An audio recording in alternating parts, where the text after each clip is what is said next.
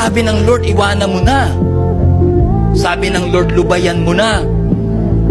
Ayaw mong iwanan kasi iyak ka ng iyak. Nasasaktan ka na, ayaw mo pang sumunod.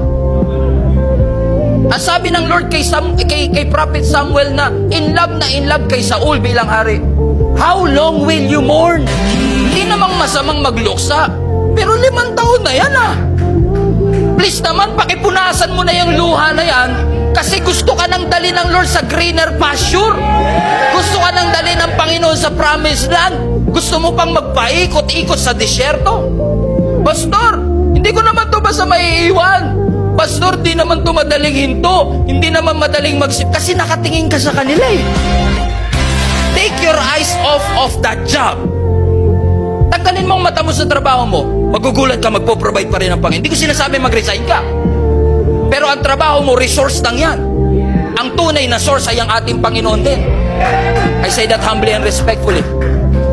Maubusan man ng paraan ang natural, hindi mauubusan ng paraan ang supernatural. Huwag mong tingnan ang tao bilang source. Huwag mong tingnan ang trabaho mo bilang source. Huwag mong tingnan ang business mo bilang source. Huwag mong tingnan ang pagkakaroon ng diploma bilang source. Huwag mong tingnan ang lahat ng accomplishment na yan bilang source. Kasi minsan, isinasara ng Lord ang pintuan na yan kasi gusto kanyang dalhin sa mas magandang pastures. So, hindi ka talaga nasisante. Na-promote ka sa mas magandang trabaho. Kasi may sinaraan Diyos. Alam ko may bubuksan ng Panginoon.